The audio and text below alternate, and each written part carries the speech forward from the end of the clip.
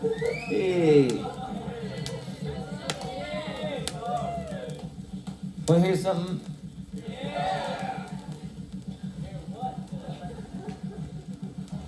You know that Indians never ate clams?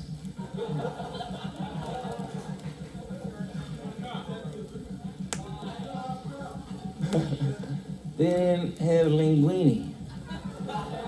And so what happened was that clams was allowed to grow unmolested in the coastal waters of America for millions of years. And they got big. And I ain't talking about clams in general. I'm talking about each clam. Right. How could you have each one generally? I guess you could, but it wouldn't be like what I mean. I mean, each one was a couple of million years old or older. So imagine how big they could have got. And when they get that big, God gives them little feet so that they can walk around easier. And when they get feet, they get dangerous. I'm talking about real dangerous. I ain't talking about just sitting there under the water waiting for you. I'm talking about coming after you. Imagine being on one of them boats, you know, coming over to discover America, like Columbus or something, standing there at night, on watch. Everybody else is drunk or asleep. You're watching for America. And the boat's going up and down. And you don't like it anyhow. Because you don't know where this Columbus dude knows where he's going or what. And you got to stand there and watch for what? Only he knows. And he ain't watching. You hear the waves laughing against the side of the ship. The moon's going behind a cloud. You hear the pitter-patter of little footprints on deck. Is that you, kids? It ain't. My God. It's a humongous giant clam. Imagine them little feet coming on deck. A clam twice the size of a ship. Feet first. You're standing there, shivering with fear. You grab one of these. This is a belaying pin. They used to have these stuck in holes all around the ship. Probably didn't know what this is for. You probably had an idea, but you're wrong. They used to have these stuck in the holes all along the sides of the ship, everywhere.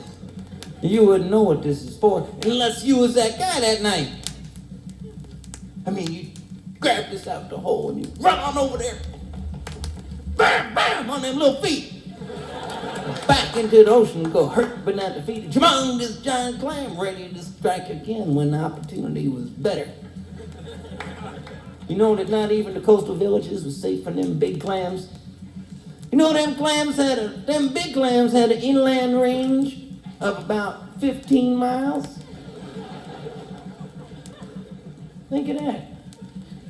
I mean, the early pioneers and the settlers, they built little houses all up and down the coast, you know, little inland stuff like that. And they didn't have houses like what we got now with bathrooms and stuff. They built little privies out back, and late at night, maybe a kid would have to go. And he'd go stomping out there in the moonlight.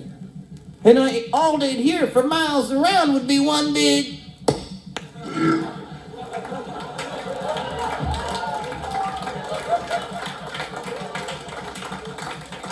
One less kid for America. And one more smiling, smirking, full, humongous, giant clam.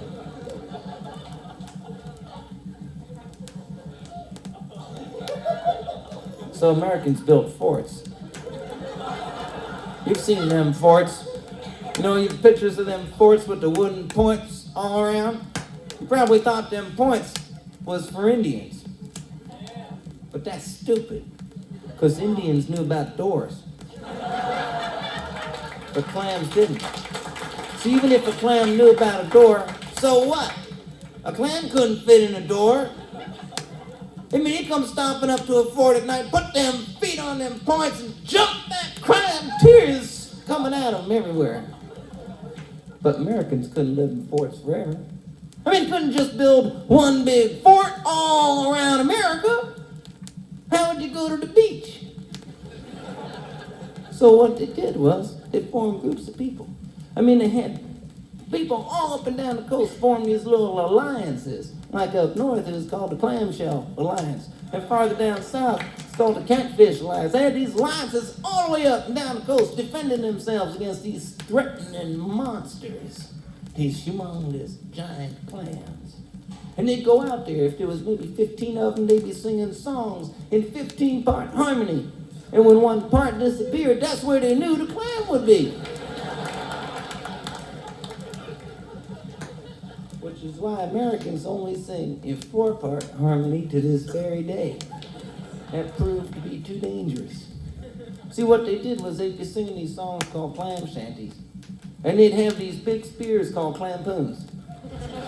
And they'd be walking up and down the beach. And what the method they eventually devised where they'd have this guy, the most strongest, heavy-duty, true blue American, courageous type dude they could find. And they'd have him out there walking up and down the beach all by himself with 14 other chicken dudes hiding behind the sand dune somewhere. He'd be singing the verses, they'd be singing the chorus. And clams would hear him. And clams hate music. So clams would come out the water.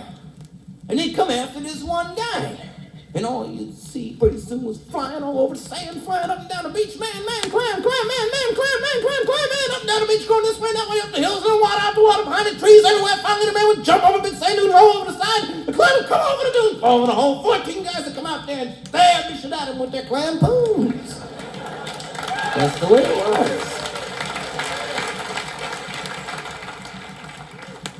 That was one way to deal with them. The other way was to weld 2 clams together. I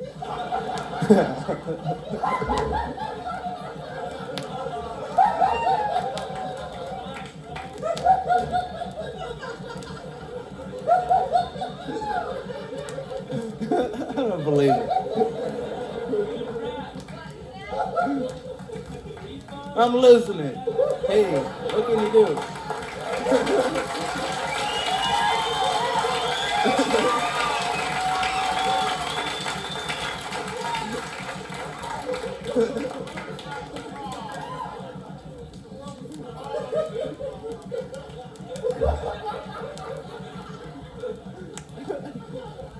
Another night, shot to hell. Oh, what are you gonna do? Hey, this was serious back then. This was very serious.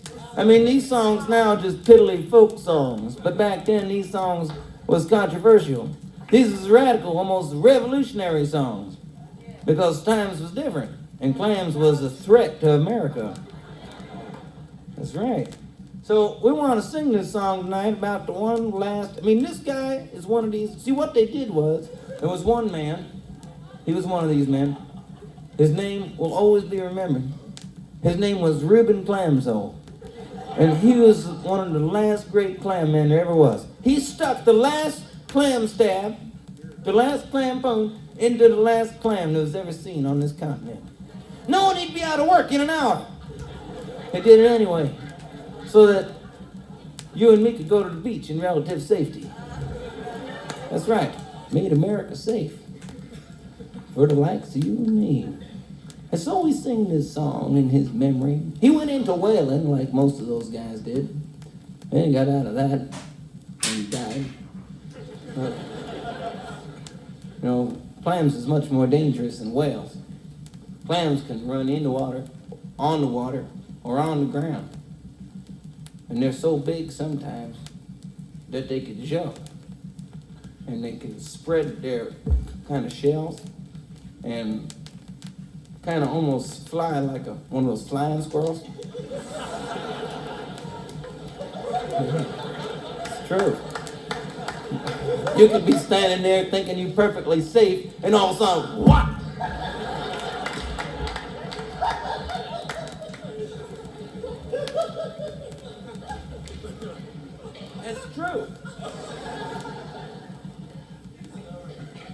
This is the song of this guy by the name of Reuben Clams. The song takes place right after he stabbed his clam, and the clam is going through his kind of death dance over in the side somewhere, and Reuben goes into, the song starts there, and it goes into a wail, and then takes you through the next.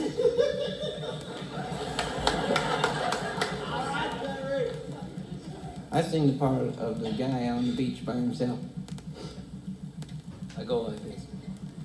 Oh, pour out Reuben Clamzo. And you go, Clamzo, boys, Clamzo. That's the part of the 14 chicken dudes over on the side. Just Clamzo, boys, Clamzo. That's what they used to sing. They'd be calling these clams out of the water by taunting them, making fun of them, you know. Clamzo, boys, Clamzo. Clams would get real mad and come out.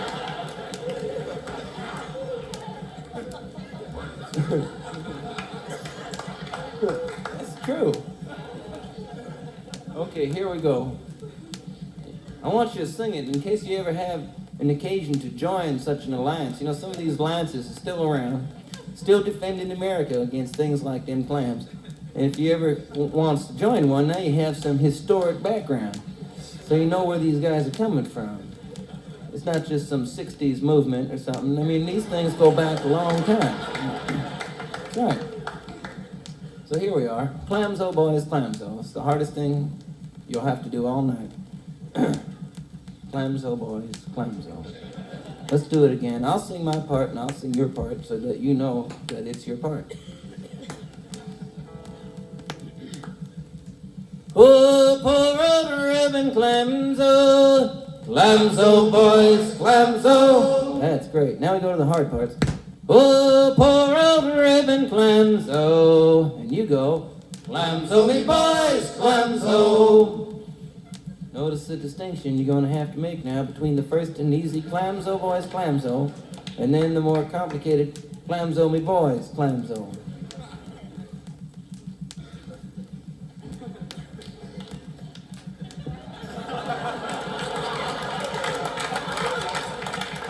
It's hard to sing folk songs. I mean, you just walk into a place somewhere, lights shining on your microphone, all kinds of stuff around, plugged in, out, plugged, bam, sound, everything. But the one thing that's not there is the realness of what it must have been like to sing these songs 200 years ago today. I mean, being out there on the beach with the fear of the clam in your heart. That's how these songs were sung. And so we provide a little bit of atmosphere. So if you half closed your eyes, you could almost imagine yourself out there on the beach right now.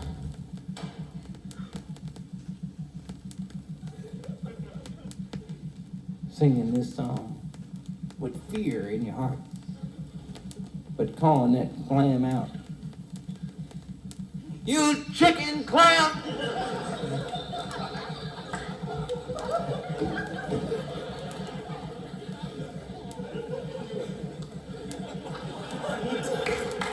Stay serious.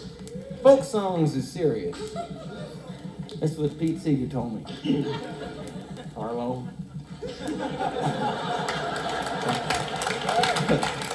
I only want to tell you one thing. Folk songs are serious. I said, right. So here we go. Let's do it in C. Bring it up to C for clam. Oh,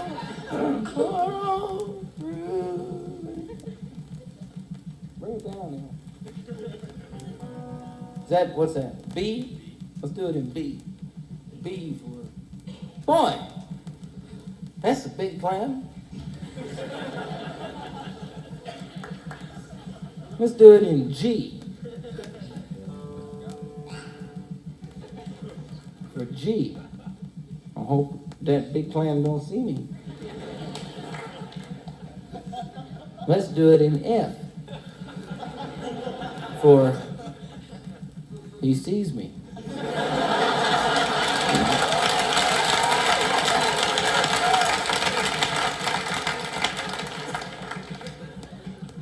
Let's do it back in A. For A.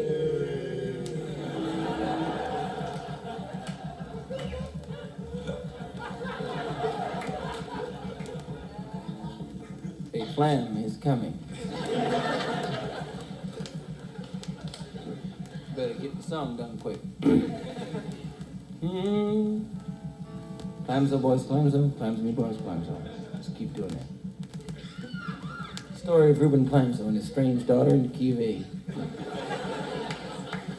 Oh, poor old Reuben Clamzo. Clamzo boys, Clamzo. Oh, poor old Reuben Clamzo. Clamzo me boys, Clamzo. Oh, Reuben was no sailor. Clamzo boys, Clamzo. So we shipped him on a whaler. Clamzo me boys, Clamzo. Because he was no beauty. Clamzo boys, Clamzo. He would not do his duty. Clamzo me boys, Clamzo. Because he was so dirty. Clamzo boys, Clamzo. We gave him 5 and 30. Clamzo me boys, Clamzo. Oh, Reuben Clamzo's daughter. Clamzo boys, Clamzo. She begged the dad for mercy. Clamzo me boys, Clamzo. She bring him wine and water. Clamzo boys, Clamzo. And a bit more than she oughta.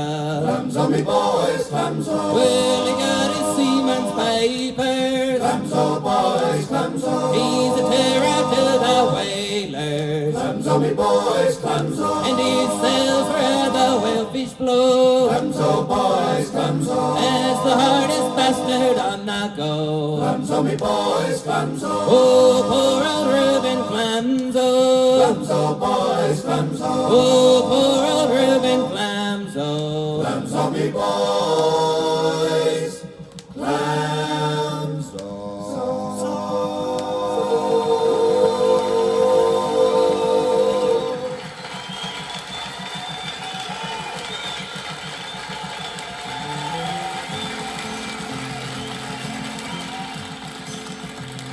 Last night I had the strangest dream I ever dreamed before.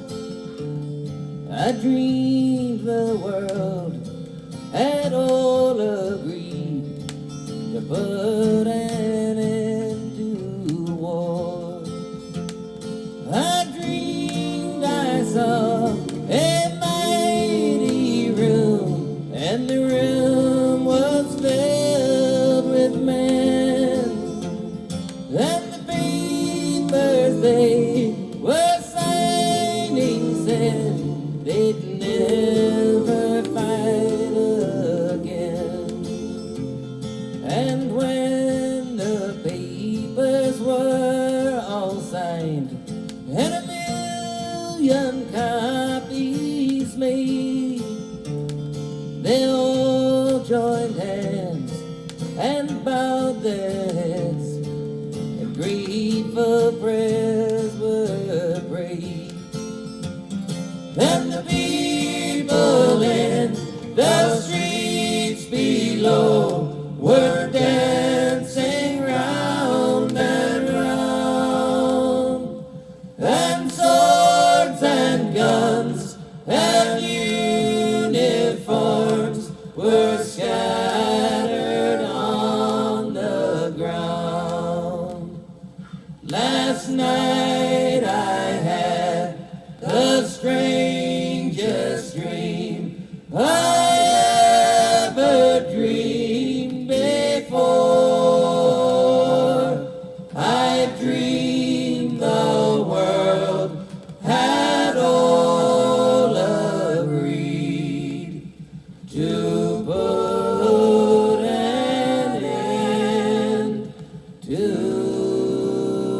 war. Good night. Take it easy.